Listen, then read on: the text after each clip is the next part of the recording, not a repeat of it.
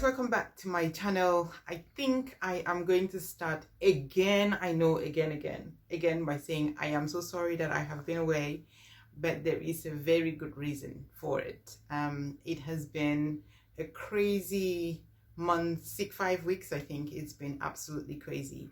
I was involved in a car accident, which is the reason why I haven't been able to post anything for quite a while.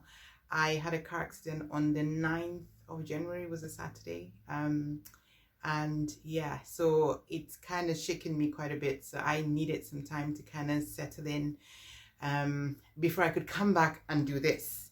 And just so a little story about what actually happened. I had left home. I was going to pick up some stuff for work. And it was Saturday morning. I actually started filming my winter living room and dining room decor, and for some reason I thought I'll stop halfway, go and do what I need to do, and then come back and then finish. And because the weather wasn't that great, it was quite foggy and it'd been really cold the night before, so I thought I wanted to catch, I hate driving when it's dark, so I thought I wanted to do it when it was slightly brighter so that I was home back on time. And I left the house as you do, picked up my keys. My daughter was asking me how long I was going to be, and I said about 2 hours and then I'll be back. And I said bye very casually, not thinking anything of it, and got in my car. And as I started driving, I realized immediately it was so foggy, and I decided to be like super slow when I was going. So I was driving really safe, got on the motorway. For you guys in America, that's the highway, and I was doing 60 miles an hour, and all of a sudden I hadn't been on the motorway for up to 10 minutes, and I could just feel my car skidding. I mean, like I completely lost control. I couldn't keep my car on the road at all. And I try as I may, it just wasn't working. And the next thing I knew, the back of my car hit a tree. I know it hit a tree because I could see the tree like in my rearview mirror, and it hit the tree. And at that point, I literally just held onto the steering wheel and then I closed my eyes. And then the car did a whole bunch of movements. And then all of a sudden it came to a standstill. It felt like forever before it stopped. And then when I opened my eyes, I thought, shit, everything was everywhere. There was glass inside the car. I had some stuff in the back seat of my car, and some of it was at the front of the car at this point. My windscreen was gone. The windscreen at the back screen was also gone. The side windows that was when I realized that I was upside down in the car. So the car was the other way around. And I do this thing all the time when I'm driving. I take my phones out of my car and I put them on my passenger seat. So my phone was there. And I couldn't find it at that point. So I thought, you know what? I don't know. The road was really quiet because we're still in lockdown in the UK. So I thought I will find my phone because I need to call someone. I don't know if anyone has seen what has happened to me and I need help. So I need to call somebody. And I kind of stretched. I could see the phone until now the roof is the wrong way around. And I'd kind of stretched my hand and got my phone. And then I thought, okay, now I need to take my seatbelt off. I don't know, I've seen like, you know, when you watch accidents on TV and then the seatbelts get stuck and this gets stuck. I was petrified that I wouldn't be able to take my seatbelt off. As I went to take it off, my seatbelt completely came off. And then I thought, okay, if I can't open the door, I had boots on, I'll be able to kick the window. So now my window is upside down, so the glass bit is at the bottom, so I could crawl out of it. So as I went to kick it, I went to open the door and the door literally just opened for me. And I crawled out of the car with my phone in my hand. The engine was still running. And I came out of the car and I literally just sat where all I wanted to do was be out of that car. And I came out and I just sat next to the car. And then all of a sudden this guy just ran up to me and he was like, they said you should move away from the car. You should move away from the car. And I literally just lifted myself and I think I sat back in the same place. And he helped me, moved me from the car, put me in the corner. And yeah, and I sat there and he took my name and my date of birth. And I managed to call my friend that was home with the kids.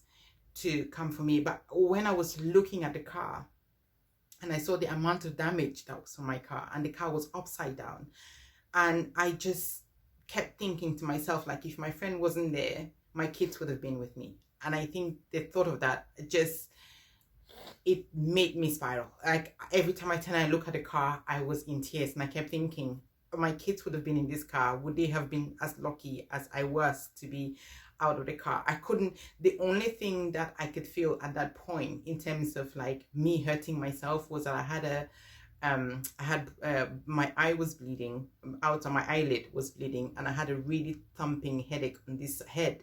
My head was hurting on this side, but that was pretty much it.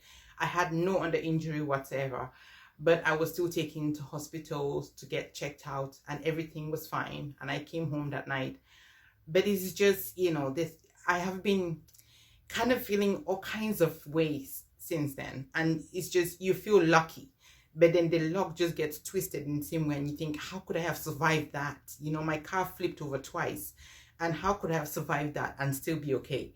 So psychologically, it's kind of played on my mind quite a lot. And I had bruising on my face afterwards, but it's all gone now. And I had so much help getting over this. I'm my friend that is with us. She's been really helpful. And you guys hear me talk about my friend Rondell, that never wants me to show her face in my videos, even though she's been there so many times. But she, we've had food, and I cry on her shoulders, and she tells me it's going to be okay. And it's been a very confused time. It's a strange thing to say, that you're okay, but then it's confusing that you're okay at the same time. I don't know how to explain it, but it's just been, the consultant that treated me at the emergency room when I got there told me that she'd had similar accident to mine, and that psychologically you will feel like this. It's almost like survivor guilt, but in time it will kind of go away. So I'm getting better, even though you can see that I'm almost tearing up, but I'm trying really hard not to cry, because it's been a while. And I'm so grateful. I am so grateful that I still get to hug my kids, that I still get to chat and drink coffee with my friend, that we still get to cry together and laugh, because both of us are going through a hell of a time at the moment.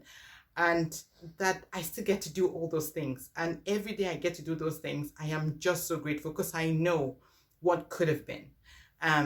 And I'm not taking life for granted anymore. And I'm fighting to bring myself as much happiness as I can. So the reason I'm telling you really is just so that you know where I've been. I am going to put that video that I wanted to do still. I'm going to put it up because I thought it looked so cool. I had some really cool stuff that I made and some stuff that I bought that I want to share with you guys. And also to just say to you, if you love people, please, especially in the time that we're living at the moment, let them know.